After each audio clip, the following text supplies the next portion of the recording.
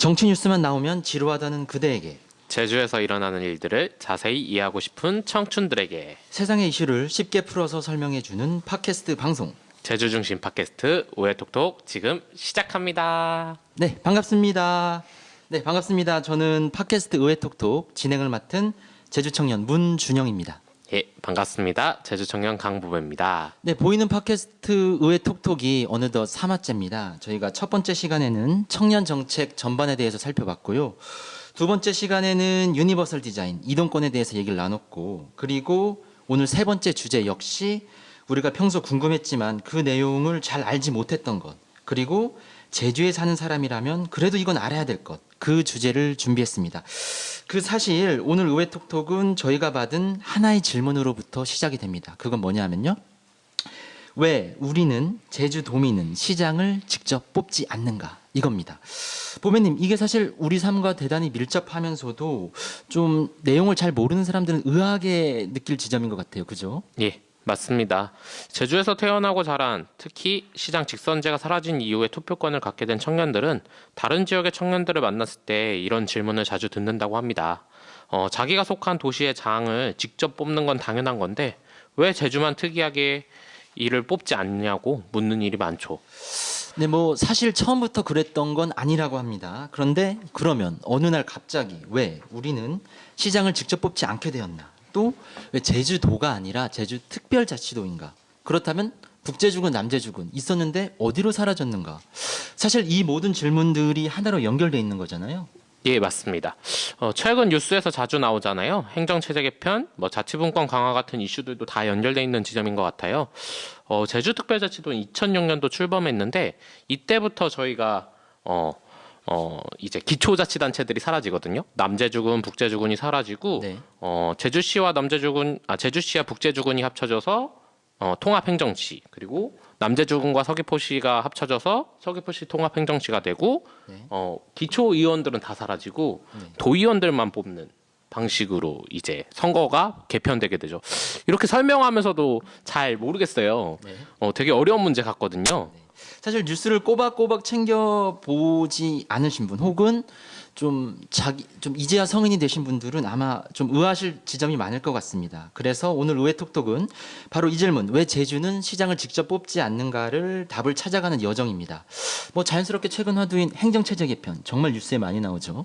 이 얘기와도 직접 연결이 될 것 같습니다. 오늘 이 주제를 설명해 주시기 위해 제주도민의 대의기관 제주특별자치도 의회에서 의원 두 분 나와주셨습니다. 소개는 보배님이 해주실까요? 알겠습니다.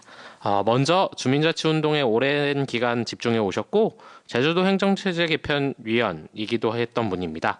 더불어민주당 소속 3도 1동, 3도 2동이 지역구인 정민구 의원님 나와주셨습니다. 예, 안녕하십니까, 정민구입니다. 반갑습니다. 반갑습니다. 반갑습니다. 네. 네, 다음으로 공직생활 오래 하시다가 의원으로 변신하신 분입니다. 표선면이 지역구인 무소속 강연호 의원님 나와주셨습니다. 예, 반갑습니다. 반갑습니다. 예. 반갑습니다. 어떻게 두 분 요즘 잘 지내고 계십니까? 의원님 잘 지내십니까? 저도 잘 지내고 있습니다. 두 분 모두 반갑습니다. 어쨌든 근본적으로 가장 기본적인 건 제주는 왜 특별자치도인가? 아마 이 질문부터 시작돼야 될 것 같습니다. 아마 시계추를 조금 아까 말씀하신 것처럼 2006년 그리고 그 이전으로 돌려야 될 것 같은데, 먼저 강현 의원님, 예. 제주도가 어떻게 특별자치도가 됐는지, 그리고 왜 됐는지, 뭐 최초의 배경 한번 설명해 주시겠습니까? 네, 우리 제주 특별자치도가 이제 출범된 지가 올해로 이제 13년째에 접어듭니다. 2006년도 7월 1일자 출범이 됐기 때문에 13년째에 접어드는데, 당시만 해도 도와, 그다음에 사계 시군, 그리고 읍면동 이렇게 3단계 체제로 이제 행정 체제가 구성이 돼서 운영이 되어 왔습니다. 그런데 그 당시에 중앙정부 참여정부죠. 참여정부에서 지방 분권 강화 방침을 지속적으로 내놓았습니다. 여기에 이제 부합되는 부분이 결과적으로 우리 제주도에 특별자치도를 한번 만들어 보는 게 어떻겠느냐라고 해서, 그 당시에 우리 제주도 입장에서는 조금 말이 좀 길어질 수가 있겠습니다만은, 네네. 사계 시군 체제에 있다 보니까 어떻게 보면은 도에서 추진하고자 하는 도정 정책들이 사개 시군에 잘 파급이 안 되는 그런 어려운 문제가 있었습니다. 그건 왜 그러냐면은 도지사는 물론이고 사개 시장 군수 역시 선거를 통해서 뽑힌 사람들이기 때문에 그렇죠. 기초와 광역 차이가 있을 뿐이지 똑같은 법인격을 갖는 지방자치단체. 자, 이러기 때문에 도에서 뭔가 지시를 하더라도 또 한편으로는 사개시군이 여러 가지 환경이 다 다르지 않습니까? 네. 그래서 어떤 도정 방침이 정해졌지만은 그것에 순순하게 따를 수 있는 여건을 갖춘 시군이 있는 반면에 네. 그렇지 못한 시군이 있을 수밖에 없죠. 그러다 보니까 외부에서 또는 특히나 도 단위에서 보기에는 어떤 그 행정의 효율성 측면에서 상당히 문제가 많다. 네. 그래서 중앙정부의 그런 지방 분권 강화 방침과 맞물려서 그러면 우리 제주도를 새로운 행정 체제로 이 변화를 한번 시도를 해보자라는 시범 케이스로 이게 시작이 돼서 결과적으로 특별자치도가 출범을 하게 된 그런 배경이 된 것입니다. 알겠습니다. 당시 참여정부가 지속적으로 내세웠던 게 지방분권 강화 이 이슈였습니다. 네, 그때 생각이 납니다. 네, 이렇게 말씀을 들으니 윤곽이 잡힙니다. 혹시 보배님도 당시에 대해서 좀 기억이 있으신가요? 저는 그때 되게 어렸었는데 그때 몇 살이셨죠?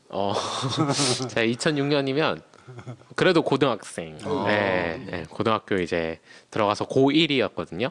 저는 원래 서귀포에 살았었습니다. 그래가지고 당시 이제 남제주군인 대정읍에 살았었는데 그 다음에 제주시 오고 난 다음에 이제 투표권 자체에 대해서 주어지지도 않았지만 야, 개편된다더라라고 생각했을 땐 그랬던 것 같아요. 그냥 제주도가 뭔가 되게 권한이 세지고 힘이 세지는 거구나라고만 생각했지 여기 어떤 상황들이 바뀔 거다라는 생각들을 잘 못했던 것 같아요. 그래서 이제 자세히 들여다보면 안타까운 지점들도 되게 많았던 것 같은데 그때는 정말 잘 몰랐던 것 같습니다. 어쨌든 그 당시 생각이 나고, 자, 이번에는 이 분야에서 깊은 관심을 계속 가져오신 정민구 의원님. 정민구 의원님도 왜 제주만 특별자치도인가요? 아마 그 최초의 과정 한번 좀 설명해 주시겠습니까?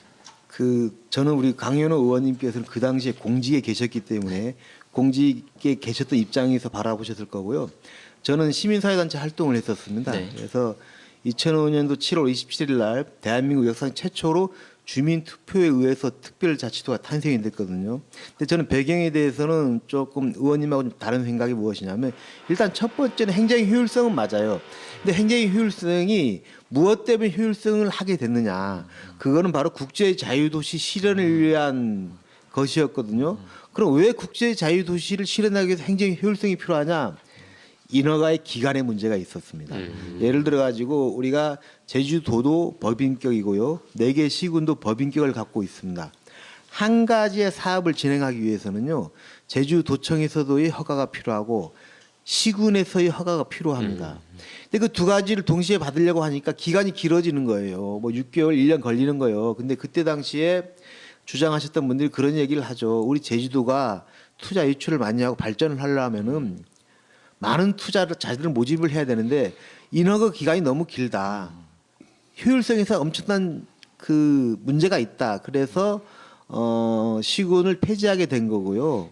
그리고 그 이후에 인허가 과정이 엄청나게 짧아졌죠. 그러면서 지금 현재의 난개발이 탄생이 되는 계기가 되는 거예요. 그리고 또 하나 말씀을 드리자면 그 다음에 두 번째가 네. 가장 우리 제주 지역사회 10년 내의 갈등이 가장 첨예하게 된 게 해군기지 아니겠습니까? 그렇죠. 해군기지가 시군이 없어진 다음에 탄생하게 됩니다. 해군기지는 1980년대부터 계속적으로 군사기지 유치에 대한 말들이 있었거든요. 네. 그럼에도 불구하고 시군이 폐지된 다음에 찬성이 되게 된 이유는 유치가 되게 된 이유는 시군이 없었어요. 그래서 도청이 오케이 하면은 허가가 되는 거예요. 근데 그 안덕이냐 그다음에 강정이냐 남원이냐 할 때 거긴 남제주군 소속이란 말이에요. 그럼 남제주 군수가 거부를 하면은 해군기지가 안 되는 거예요. 그러한 여기에 숨은 점들이 있었습니다. 저는 그런 걸 보면서 특별자치도가 잘못된 게 아니고 특별자치도를 하는 데 있어서 출발점이 행정이 효율성이라는 데 문제가 있습니다. 근데 행정은 효율성을 강조하면 안 돼. 원래 영리 기업은 효율성을 강조를 해야 됩니다. 네. 그래서 일을 투자하면 일 이상이 나와야 되잖아요. 근데 행정은 일을 투자해서 제로가 나올 수도 있어요. 그게 행정이죠. 저는 그렇게 생각을 하고 있거든요. 알겠습니다. 사실 이 특별자치도 이전에 국제자유도시라는 비전이 상당히 이슈가 됐었고, 뭐 제주를 홍콩과 싱가포르 같은 정말 자본이 왔다 갔다 하는 뭐 허브로 만들겠다, 뭐 이런 얘기들이 나왔었고요. 이제 와서 돌이켜 보면 우리가 다르게 볼 수 있었지만, 그 당시에도 어쨌든 제주를 좀 개방적인 이런 논리로 접근했다는 비판도 좀 감수해야 됐던 부분이 있던 것 같습니다. 저 어쨌든 그 당시에 정말 뜨거웠던 이슈인 게 생각이 납니다. 뭐 논란도 많았고 그 당시 주민투표를 했잖아요. 근데 전후 다 논쟁이 정말 격렬했던 것으로 기억이 납니다. 혹시 보배님, 뭐 그 당시 좀 논쟁이 불거졌던 상황 혹시 이런 거 기억하십니까? 저는 학창 시절이어가지고 잘 기억은 안 나는데 아까 두 분 의원님께서 얘기해주신 얘기를 들으면서 아까 효율성 얘기를 되게 많이 했잖아요. 네. 근데 행정이라고 하는 것은 아무래도 제일 중요한 건 주민들의 목소리라고 하는 점들이 되게 중요했을 텐데 왜 이렇게 통과가 됐었나. 주민들의 목소리가 멀어지는 방식일 텐데 어떻게 해서 특별자치도가 되는 것, 권한을 가져오는 것까지는 이해가 됐는데 이렇게 행정시만으로 구조가 빠질 수 있었는지에 대해서 이야기를 좀 듣고 싶네요. 네, 그렇죠. 어쨌든 제가 알기로는 여기 앞에 계신 정민구 의원님이 그 당시 이슈에 한가운데서 열혈 토론을 많이 하셨다 이렇게 들었습니다. 의원님 맞습니까? 맞습니다. 맞습니까? 그 당시 어떤 역할을 주로 맡으셨죠? 그러니까 2005년도 7월 27일 대한민국 역사상 처음으로 주민투표를 하게 되잖아요. 네. 그 전 과정이 있습니다. 갑자기 제주도를 특별자치도로 만들어 보자. 네. 그러면서 시군을 없애고 새로운 형태의 행정체제를 만들어 보자는 안이 제기가 되어 있습니다. 네. 근데 그 내용을 살펴보니까 행정시가 없어지는 거예요. 시군이 없어지는 거죠. 그래서 도하고 읍면도만 있는 거예요. 근데 찬성하시는 분들도 반대하시는 분들 있지 않습니까? 그래서 반대하시는 분들은 지속적인 문제 제기를 합니다. 그리고 지역 주민들도 아니 시와 군이 없으면은 어떻게 행정을 하느냐 네. 그런 이야기들이 대다수였어요. 그러다가 처음에 설계는 도청하고 읍면동만 있었단 말이에요. 도청하고 읍면동만. 네. 근데 갑자기 중간에 행정시가 들어옵니다. 서귀포시, 제주시가 이거는 설계에 원래 없었습니다. 자, 그 이유는 뭐냐면 제가 추측하기로는 끝난 다음에 들었습니다. 주민투표라는 게 주민들이 선택을 하는 거잖아요. 네. 그런데 행정시가 없는 혁신안, 행정시가 있는 혁신안 있는 거 없는 거 차이는 크다. 그래서 행정시를 집어넣게 되는 거죠. 그리고 이름도 명칭도 도 행정시 읍면동은 혁신안. 그다음에 기존에 4개 시군 있는 거는 점진암. 이런 식으로 해서 점진암을 선택하면 마치 변화를 거부하는 그러한 뉘앙스를 풍기게끔 안을 만들어 놓은 거예요. 저는 그때 당시에 점진암 대표로 등록을 해서 저희들이 그 전도를 다니면서 혁신안에 대한 부당한 문제, 점진안을 해야 되는 이유에 대해서 설명을 드렸어요. 장단점을 비교 분석하면서. 물론 주민투표에서 아쉽게 탈락을 했지만은 그 이후에 결과를 보면은요. 자, 서귀포시, 네. 남제주군, 북제주군은 점진안을 선택했어요. 제주시만 혁신안을 선택했단 말이죠. 그런데 제주시가 워낙 규모가 커서 전체적인 거는 혁신안이 우세했어요.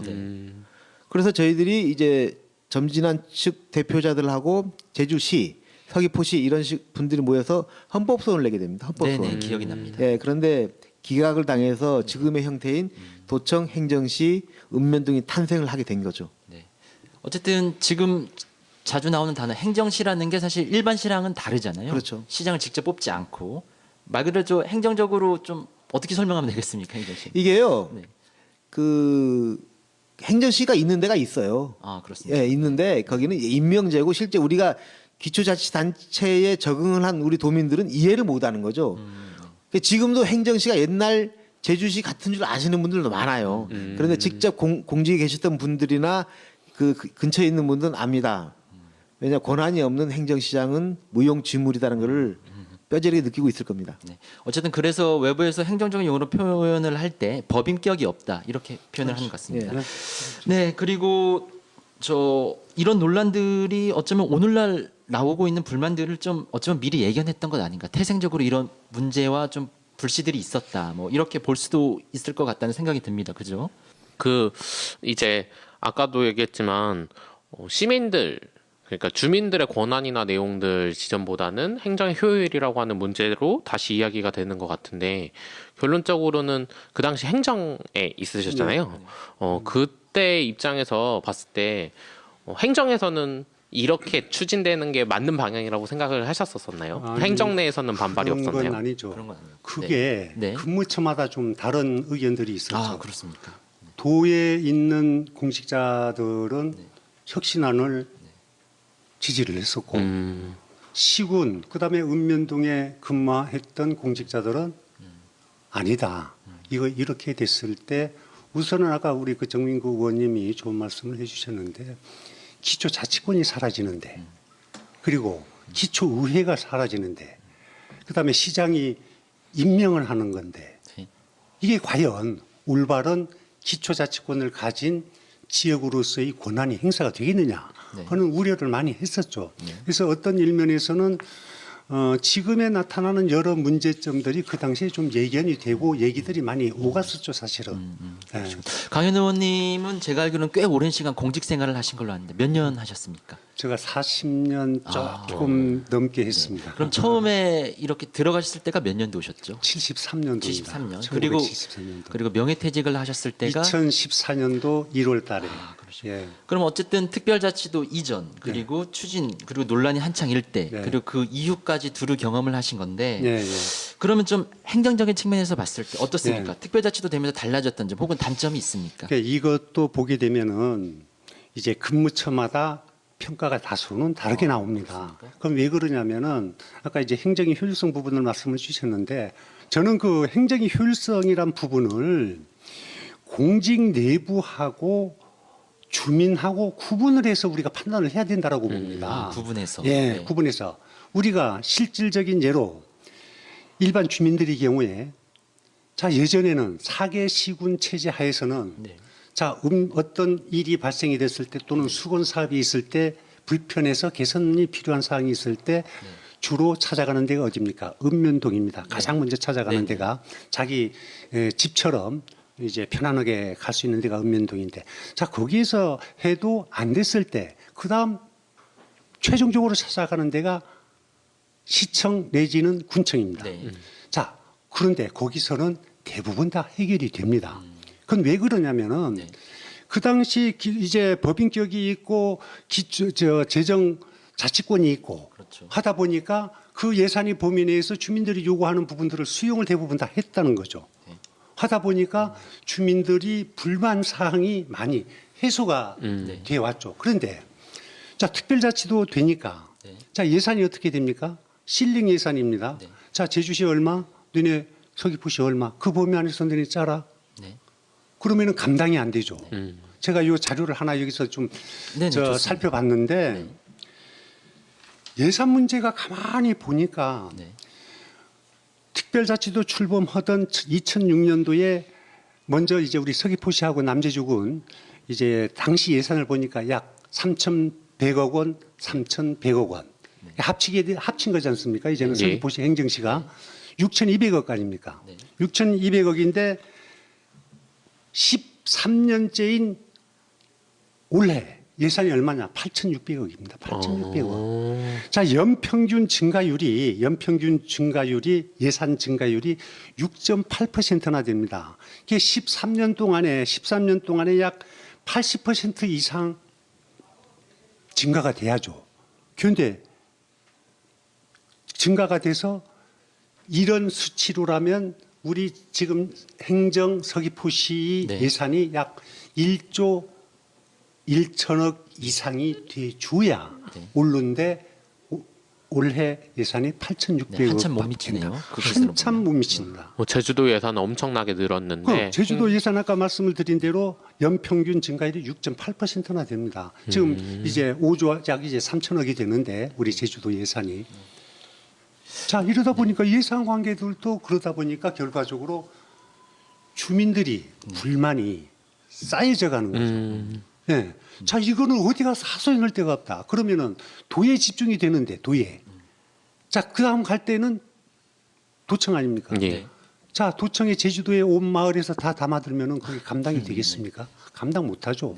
물론 제왕적인 권한을 가지고 있는 제주도라 할지라도 그 민원들을 다 해소할 수가 없는 그런 문제를 안고 있는 거죠, 사실은. 사실 저 행정체제 개편과 관련해서 주민의 불편을 얘기했을 때 가장 많이 들었던 얘기가 예전에 시청 찾아가면 이렇게 조율이 되고 반영이 됐는데 네. 이제는 무조건 도청으로 향해야 되는데 예전보다 또 그 행정과의 거리라고 해야 될까요? 네. 접근성이 더 멀어진 것 같다는 얘기를 네. 좀 많이 들었던 것 그렇죠. 같습니다. 실제로 남제주군이나 서귀포시 입장에서는 도청 가려고 하면 네. 실제 거리상으로도 네. 멀 것 같아요. 실제 거리도 멀고 못 찾아가는 것 같습니다.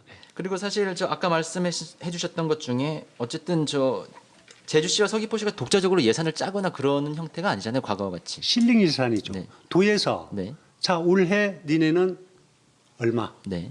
그다음 제주시는 얼마? 네. 그러면은 그 범위 안에서 예산 편성이 돼야 되죠. 그런 게 주민들의 삶의 욕구를 밀접하게 받아들이지 못한다는 지적. 도저히 네. 감당이 안 되죠. 도저히. 알겠습니다. 어쨌든 저 행정의 접근성 약화 또 좀 제왕적 도지사 구조를 말씀해 주신 것 같은데 자 정민구 의원님 네. 지금 갖고 있는 특별자치도의 문제점 또 어떤 것들을 지적할 수가 있을까요? 특별자치도 자체는 문제가 없습니다. 네네. 괜찮은 제도예요. 주민들 입장에 봤을 때. 네. 그런데 그 괜찮은 제도를 우리 주민들이 피부로 와 닿아야 되는데 그게 안 된다는 얘기죠. 아까 우리 강현우 의원님이 말씀을 하셨는데 네. 제주시 입장에서도 예산이 많이 줄었어요. 아 그렇습니까? 근데 도청으로 집중이 돼 있는 거죠. 근데 제왕적 도지사는 네. 그런 단어는 도지사가 제왕이 아니고 도지사만이 결정을 할 수밖에 없는 구조가 문제라는 얘기죠. 아까 예산을 얘기하셨는데 일단 처음 문제가 뭐냐면 행정시에서 예산에 대한 편성 못합니다. 네. 그러니까 그 한도 내에서만 편성을 하게 되어 있고요. 네네. 그 다음에 사업에 대한 기획을 못합니다. 우리는 제주시에 이러이러한 사업을 하겠다는데 기획을 자체적으로 할 수가 없습니다. 자 도청에서 하고 내려온 거에 집행만 할 수 있습니다.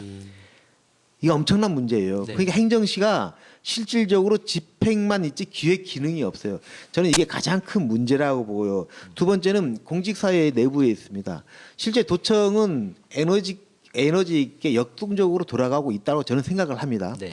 근데 행정시와 읍면동은 소극적이에요. 그러니까 적극적 행동을 못 하는 거예요. 예를 들어 가지고 우리가 그 예전 몇 년 전에 보면 곽지 과물 해변에 아, 네네. 행정 행위를 한 게 있죠. 네. 물론 잘못된 행정 행위일 수 있습니다. 네. 자, 그런데 그거를 집행한 공무원에게 책임을 물으신다라면은 어느 누가 적극적 행정을 펼치겠습니까? 그거를 지시하고 결정한 사람이 책임을 져야 되는 거죠.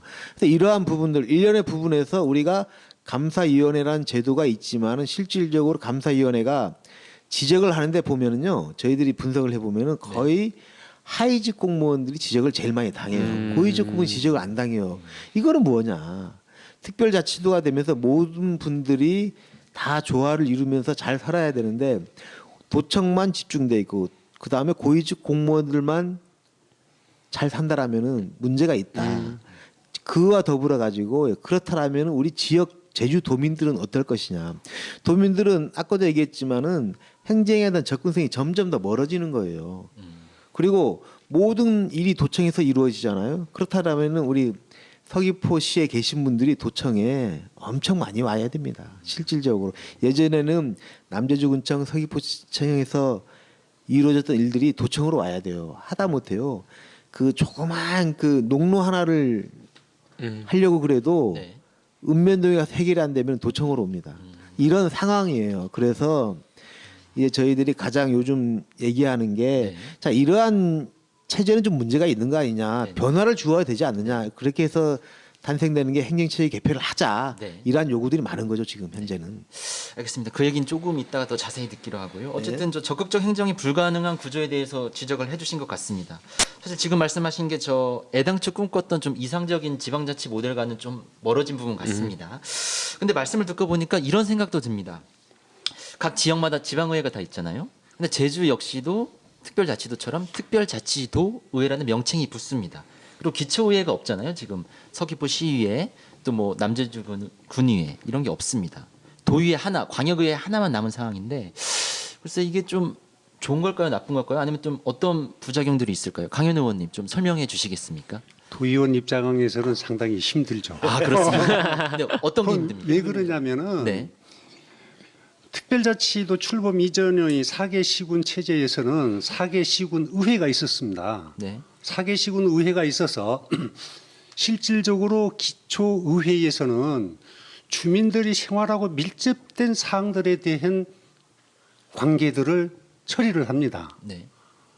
그리고 그 당시 도의회에서는 좀 광역적인 것, 그다음에 도단위 업무의 주된 내용인 기획 조정, 네. 이런 부분에 대해서만 관계를 했었는데, 자 지금 우리 제주특별자치도 의회 입장에서는 기초의회가 하던 거, 광역의회가 하던 거를 전부 짊어지고 나가야 됩니다. 그러면은 힘이 엄청 더 들겠죠. 자 지금도 육지부 이제 16개 시도에서는 기초하고 광역이 딱 구분이 돼서 네. 자기가 맡은 역할만 처리하면 되는데 네. 우리 도의원은 안 그렇죠. 네. 그러다 보니까 힘이 몇 배 들 수밖에 없고 자 그럼에도 불구하고 우리 도민들한테 욕을 질책을 좀 많이 당하긴 합니다만은 물론 이제 질책을 받아야 될 부분은 받아야 되겠죠. 하지만은 타시도 의회보다는 우리 제주특별자치도 의회가 이런 부분에서는 상당한 무거운 짐을 지고 나가고 있다라는 부분도 좀 이해를 해 주시면서 질책들을 해 주시면 좋겠습니다. 알겠습니다. 아니 거기 제가 좀 덧붙이자면요. 네. 억울해서 그 다른 지방자치단체는 기초의회가 있어요. 그래서 기초의회의 역할은요. 실제 읍면동에 뭐 한 분씩 있거든요. 그래서 그분들이 웬만한 민원들은 다 해결을 해요. 그런데 그리고 아까 의원님 말씀했죠. 우리 광역 의원들은 도 전체적인 그런 거를 커버를 한단 말이죠. 그런데 기초의회가 없다 보니까 우리가 그 사소한 민원도 해결을 해야 된단 말이죠. 뭐가 문제냐 하면요. 거기에 매몰될 수밖에 없잖아요. 우리는 투표로 선출을 해야 되니까. 그렇죠. 그러니까 거기에 매몰되다 보니까 원래 해야 될 광역이 일을 못 하는 거예요. 그러니까 뭐 질책이 있는 걸로 알고 있고 그 부분은 좀 열심히 하겠습니다만은 그러다 보니까 뭐가 좋은지 아세요? 제가 생각에는 도청 직원들이 좋은 거예요. 우리가 세세하게 그 부분에 대한 살피지 못하는 부분이 없지 않아 있어요. 시간이 허락되지 않은 부분이 있어가지고 그렇다는 걸 말씀을 드리고 기초의회가 있다라면 우리 광역의회 의원님들이 도청에 대한 견제와 감시를 지금보다 더 알차게 할 수 있다 이런 말씀을 꼭 드리고 싶었습니다.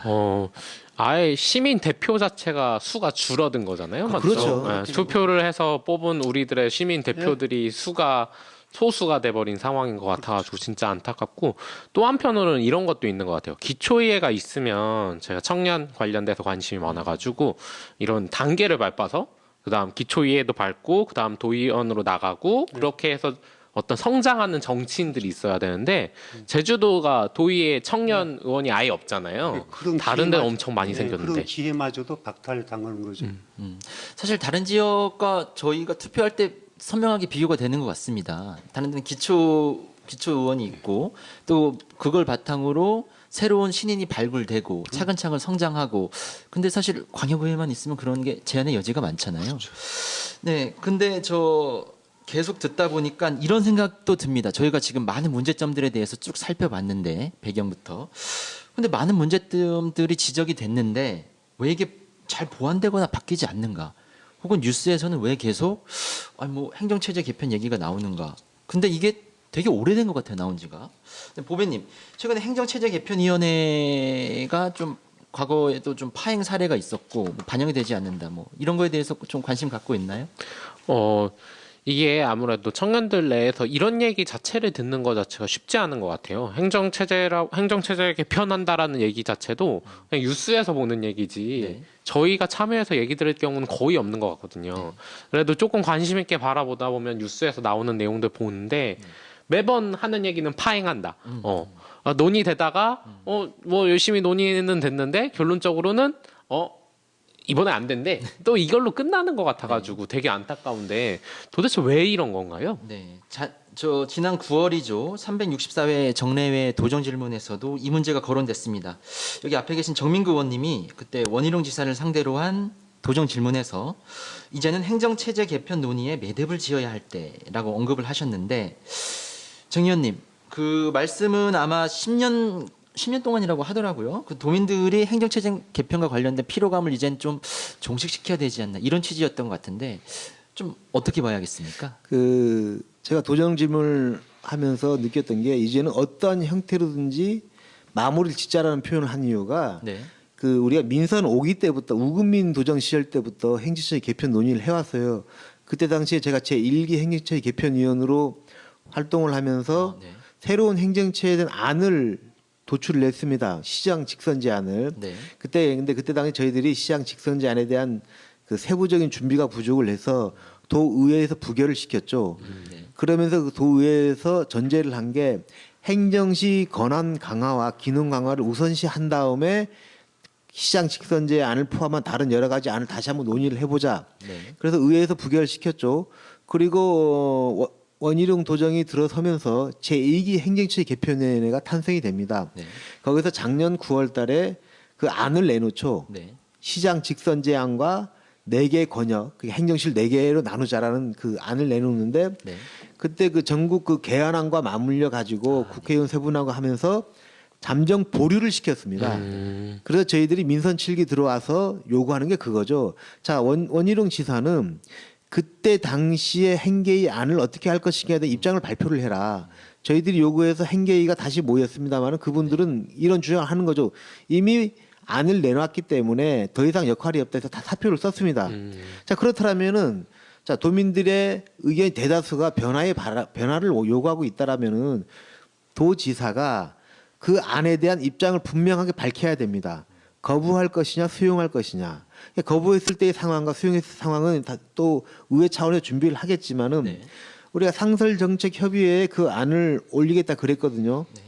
그런데 입장을 분명히 밝힌 다음에 협의회에 올라가야 됩니다. 왜냐하면은 만약에 수용을 했을 때요. 네. 그거는 특별법 제도 개선 사항이거든요. 그렇다면 의회가 동의를 해줘야 됩니다. 네. 그런데 의회가 동의를 해주기 전에 의회랑 상의한다는 건 말이 안 되는 거죠.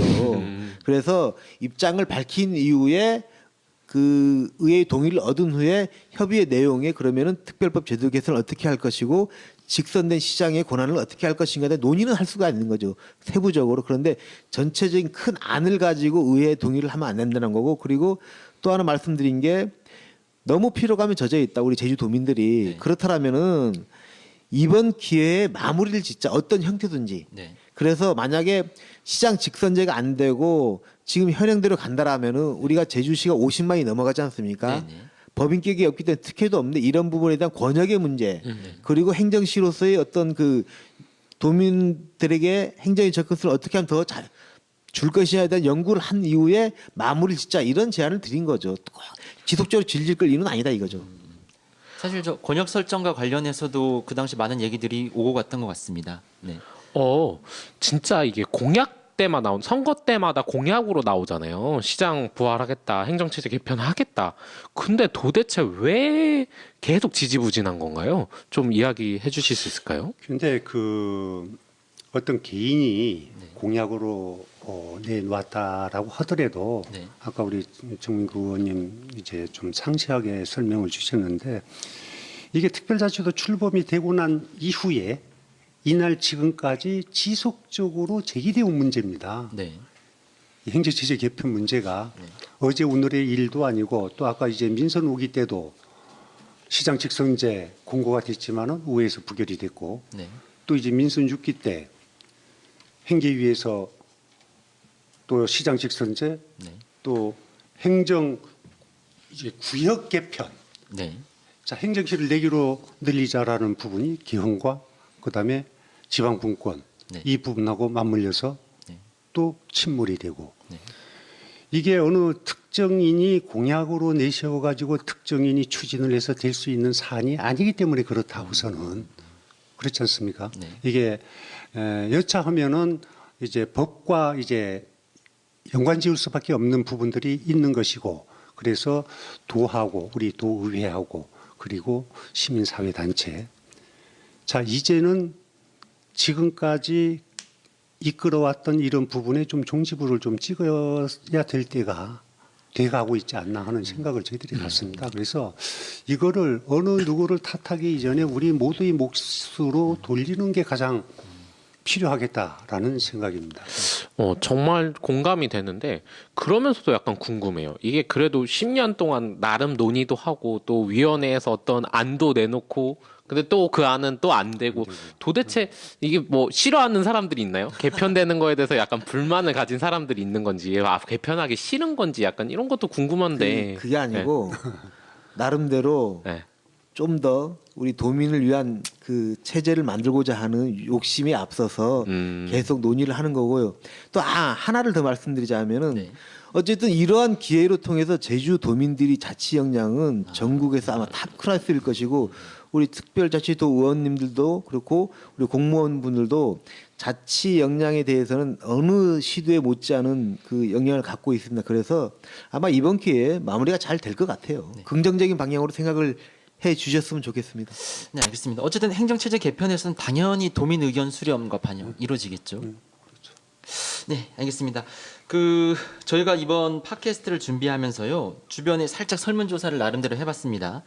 행정체제 개편 이슈와 관련돼 어떤 게 궁금한가라는 걸 좀 여러 가지 질문을 모아봤는데 저 앞선 대화에서 좀 어느 정도 해소가 된 것은 두고요. 뭐 가장 기본적이면서도 궁금해할 수 있는 것, 뭐 크게 두 개 정도만 하면 되겠죠. 네, 추려봤습니다.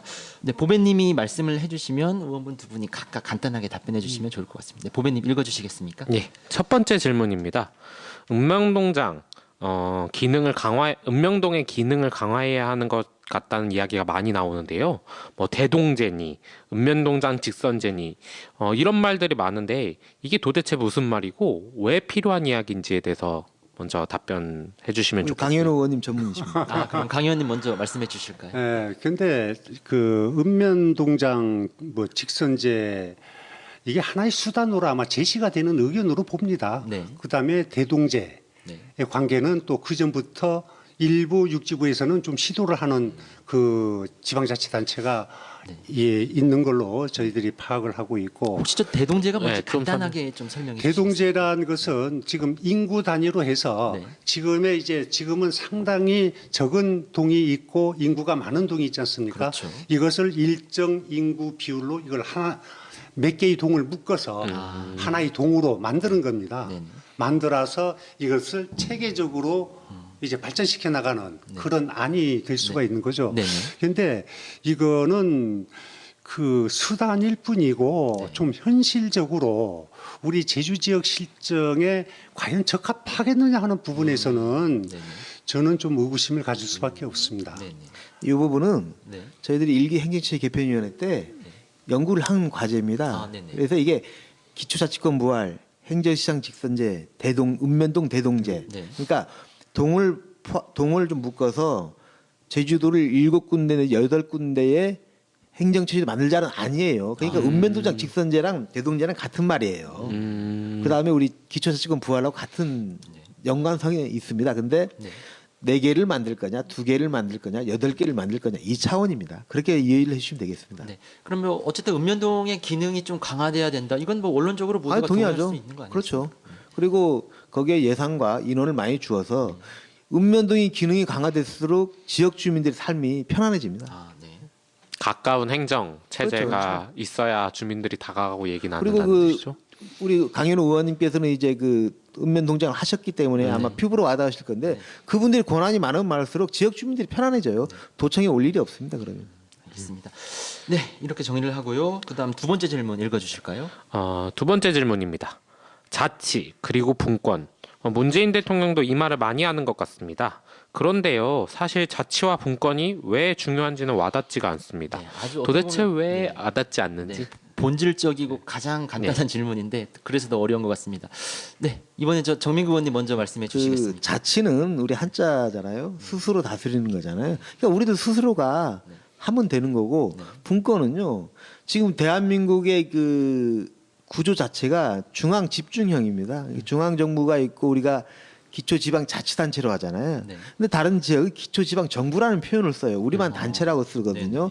이거는 우리가 중앙에 예속돼 있다는 표현이고 그래서 문재인 대통령께서 지방 분권을 강하게 외치는 이유가 중앙 정부에 있는 권한을 지방으로 나누어 준다. 그리고 그 권한을 받은 지방자치단체는 스스로의 자치를 해라. 이런 쉬운 개념입니다. 그런데 그게 깊게 들어갈수록 안 되는 게 왜 그러냐 하면요. 네. 중앙 부처에 우리 중앙 정부의 각 부처들이 있지 않습니까? 그분들이 권한이 워낙 강해요. 그리고 그거를 지방 정부에다가 나눠주려고 하질 않습니다. 대통령이 지시를 해더라도 안 돼요. 예를 들어서 재정분권이라고 우리가 단어를 많이 씁니다. 그리고 지방재정법을 개정해서 세금을 가지고 지방 정부에 더 많은 세금을 내려주자. 그리고 그 예산을 가지고 그 지역 주민들끼리 스스로 자치할 수 있는 구조를 만들자 하는데 대통령이 말을 해도 그 중앙부처에서 반대를 해서 안 됩니다.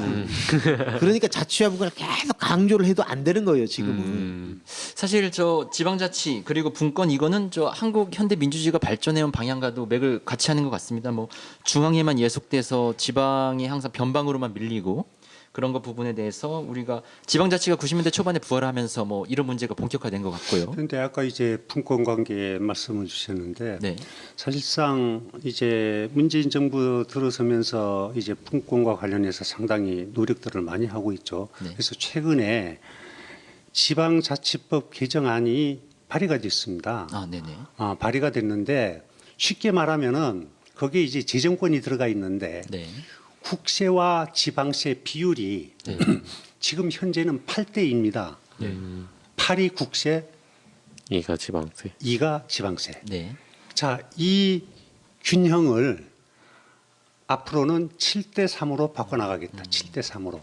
거기에서 대표적인 게 지방 소비세. 지방 소비세를 이제 11%에서 21%로 한 10%를 올려줬죠. 자, 그렇게 하기 위해서 그 방안 중에 하나로. 그래서 이런 노력들이 아마 이게 어느 한꺼번에 분권이 이루어진다라고 생각하면은 그건 기대를 그렇게 크게 해서는 안 되는 거고 하나씩 이렇게 하면서 이제 분권이 이루어져 나갈 거라고 앞으로도 이런 노력들이 앞으로 중앙 정부 우리 지방 정부에 많이 일어날 겁니다. 참고로 6대 4를 대통령 원했는데 중앙 부처에서 7대 3으로 그렇죠. 6대 4로 하려고 했는데 7대 3으로. 이게 약간 그런 것 같아요. 아까 제주도의 행정체제 개편 얘기하는 것과 실제로 보면 중앙정부와 또 이 지방정부의 상관관계라고 그렇죠. 하는 것이 정말 주민들이 와닿는 방식의 설계들을 하고 있는 것이 아니라 약간 너무 효율성을 찾거나 아니면은 좀 거리감이 있는 방식으로 운영되고 있는 게 아닌가라고 하는 안타까움이 저는. 우리가 의회 그 지방 선거를 하지 않습니까? 네. 우리가 당으로 나오잖아요. 지방 의원들이 네. 의회 들어오면요 제주도를 위해서 당이 별로 존재하지 않습니다. 그렇게 이해를 해주시면 돼요. 그럼 들어가면 저 43분이 저 하나의 제주도당이 되는 거죠. 그렇죠. 제주도를 위한 우리 도민을 위한 의회니까요. 그렇게 됩니다. 알겠습니다. 어쨌든 분권 관련된 얘기는 우리 스스로 우리의 문제를 해결하고 지역을 스스로의 문제를 풀어나가는 과정 자체가 저 한국 현대 민주주의의 정신과도 맞닿아 있기 때문에 이렇게 정리를 하면 될 것 같습니다. 네, 계속 듣다 보니 좀 이해가 되고 있는데 어쨌든 이런 생각도 듭니다. 중요한 건 과거를 거울 삼아서 오늘 그리고 내일 어떻게 더 진전된 변화를 만들 것이냐 뭐 이거 아니겠습니까? 네. 특히 의회는 제도로서 풀어가는 도민들의 대의기관입니다. 끊임없이 행정을 견제하고 도민들의 삶의 문제에 대한 대안을 내놓아야 하는 역할을 맡고 있기도 하죠. 네, 그런 측면에서 올해 출범을 했고요. 11대 제주특별자치도 의회가 출범을 했고 어쨌든 앞으로 4년간 이 문제에 대해서 좀 더 나아간 좀 더 좋은 긍정적인 변화를 이끌어야 될 것 같습니다. 자, 이 행정체제 개편 문제 11대 의회에서 어떻게 풀어갈지 한 말씀씩 듣고 가는 것도 좋을 것 같네요. 먼저 강현우 의원님 네. 어떻게 진행하시려 합니까? 우리 11대 의회 개원이 되고 난 다음에 여기 이제 의원님들 대다수 의원님들께서 이 행정체제 개편과 관련해서 상당히 많은 관심을 갖고 있고 네. 또 여러 기회를 통해서 이런 부분들을 발표들을 해나가고 있습니다. 요구도 해나가고 있고 또 우리 중간에 이제 전 언론 기사를 좀 통해 본 거기는 합니다만은 우리 그 도의회 우리 김태석 의장님께서도 의회 내에 자 행정체제 개편을 위한 특위라도 구성을 해서 네. 앞으로 이 문제들을 심도 있게 처리를 해 나가야 된다라는 그런 방향을 밝히셨기 때문에 네. 아마도 그런 기대를 많이 갖고 있습니다. 11대 의회에서 어떤 형태로든지 어떤 결론이 좀 나지 않을까 하는 기대를 갖고 있고 그렇게 되기를 또 저희들이 바라겠습니다. 네, 정민구 의원님도 한 말씀 해주시죠. 저희 그 행정자치위원회 서관 상임인데 우리 행정자치 위원님들이 지속적으로 요구하는 거는 지금 현재는 단 한 가지입니다. 네. 행정처의 개편의 권고안을 지사가 어떻게 할 것이냐 입장을 밝혀라. 이게 두 가지죠. 일단 수용을 했을 시에는 의회에서 동의안을 받고 특별자치도 특별법을 개정을 하면 됩니다. 그리고 권역의 문제는요. 다시 그 의회 내에서 집행부랑 같이 상설정책협의회에서 논의를 할 수가 있어요. 근데 권역은 그 법을 개정을 안 하고 조례로서 가능하거든요. 그래서 이 문제는 다른 문제라고 생각할 수 있고 만약에 거부했을 시 지사가 거부했을 시 그거는 또 다른 문제이기 때문에 또 다른 우리 그 의회 내에서 논의를 해봐야 될 상황입니다. 그래서 아직까지는 정확하게 의회가 어떻다 말은 못하지만은 저는 하루빨리 제 생각은 11월 달 내에 원희룡 지사께서 이 문제에 대한 답을 주셔야 돼요. 그래야만이 이번 민선 7기에 마무리를 지을 수 있다. 이렇게 말씀드리고 싶습니다. 네, 그 타임라인 얘기가 저 회의에서도 본회의에서 몇 번 나왔던 것 같은데 그렇죠. 그러면 좀 언제까지 어느 정도 안이 나와야 된 어떤 입장을 보여야 된다. 제가 생각하기에 수용을 했을 시에는 네. 빠른 시일 내에 왜 그러냐면요. 네. 우리가 특별법 제도 개선을 해야 돼요. 수용이라는 게 시장 직선 제한이잖아요. 네. 그러면은 총선 전에 이게 마무리가 되어야 됩니다. 총선 전에. 총선 이후에는 네. 아마 힘들 거예요. 왜냐하면은 이 선출직 공직자가 늘어난다는 거는 뭐 표현이 그렇습니다. 경쟁자가 늘어나는 것이거든요. 그래서 총선 이후에는 힘들지 않을까 이런 생각을 하고 있습니다. 우스갯소리입니다. 네, 총선이 어쨌든 2020년 네, 4월이니까 코앞이네. 내년에 마무리가 돼야 됩니다. 좋네요. 뭐 시간이 촉박합니다. 네, 널널하지는 않은 것 같습니다. 네, 감사합니다. 어쨌든 두 분의 노력이 좀 이번 의회에서는 빛을 꼭 봤으면 합니다. 이야기를 듣다 보니 시간이 많이 지났는데요. 오늘 방송을 들으신 분이라면 아마 제주특별자치도의 탄생부터 지금 나오고 있는 행정체제 개편이 왜 논란인가, 또 어떤 이야기들이 그동안 오고 갔는가, 어느 정도는 도움이 됐을 것 같습니다. 어떻게 보배님도 오늘 좀 이해를 깊이하는 데 도움이 되셨습니까? 일단 행정체제 개편이라고 하는 용어 자체만 얘기를 들었었는데 네. 이게 이런 맥락이었구나라는 것들을 좀 알게 됐고, 특히 특별자치도라고 하는 개념 자체가 좋은 건가? 좋은 거겠네라고만 생각했는데 이게 들어가다 보니까 꼭 좋은 것만이 아니고 여러 가지 문제들을 내포하고 있었구나. 그 뭐 도의 문제는 아니더라도 이 체제 방식에 있어서는 문제점들이 있었구나라는 거를 되게 많이 알게 됐습니다. 네, 사실 이 문제를 깊게 파고들자면 시간이 한두 끝도 없을 것 같고요. 어쨌든 오늘은 좀 꾸준히 들으신 분이라면 아마 전반적인 흐름은 이해하실 거라고 생각이 듭니다. 그리고 사실 가장 중요한 건 이게 우리 모두, 도민 모두의 문제 아니겠습니까? 앞으로 도민 의견 수렴 과정에서 행정체제와 관련해서 적극적으로 청취자 모두가 참여하는 것도 아마 좋은 변화일까 싶습니다. 그럼 두 의원님 마지막으로 참여하신 소감, 그리고 앞으로 어떻게 해나가겠다 하나씩 듣고 마무리하면 좋을 것 같습니다. 먼저 정민구 의원님. 예, 아주 분위기가 어색하지만 처음 일이라 제가 방송국 토론회를 많이 나가봤는데 이러한 자리는 처음입니다. 어쨌든 불러주셔서 고맙고요. 저는 그 의회 입성을 하면서 그런 생각을 했습니다. 점진 안축 대표로 활동을 했었고 일기 행정체제 개편위원으로 활동을 했었기 때문에 저 의정활동 그 4년 동안에 행정체제 개편만큼은 꼭 마무리를 지을 수 있는 각오로 의정 활동을 하고 있습니다. 방송을 들으시는 분들이 많은 그 지지와 관심 그리고 응원을 부탁드리겠습니다. 감사합니다. 네. 그다음으로 강현우 의원님. 앞서도 말씀을 드렸습니다마는 이제 행정체제 개편이란 문제가 어느 특정인에 소속된 이런 문제가 아니다. 그래서 이 문제를 풀어나가기 위해서는 이제 우리 제주도, 그다음에 제주도 의회, 그리고 이제 시민사회단체, 특히나 우리 도민 여러분들이 어떤 참여, 관심 이런 게 절대적으로 필요하다. 그래서 앞으로도 이 부분에 대해서는 관심을 많이 가져주십사 하는 부탁을 드리겠습니다. 네, 감사합니다. 네, 오늘 시간 함께 해주신 두 분 의원분께 감사드리고요. 자, 제주특별자치도 의회 유튜브 그리고 페이스북 그리고 인스타그램까지 SNS를 통해서 저희들은 창구를 항상 열어두고 있습니다. 혹시 궁금하신 점, 그리고 이것을 이 궁금증 해소해달라, 이러면 저희가 팩트 체크를 해서요. 다음 의회 톡톡 시간에 꼭 준비하도록 하겠습니다. 그러면 의회 톡톡 3화 오늘 여기서 마무리하겠습니다. 감사합니다. 감사합니다.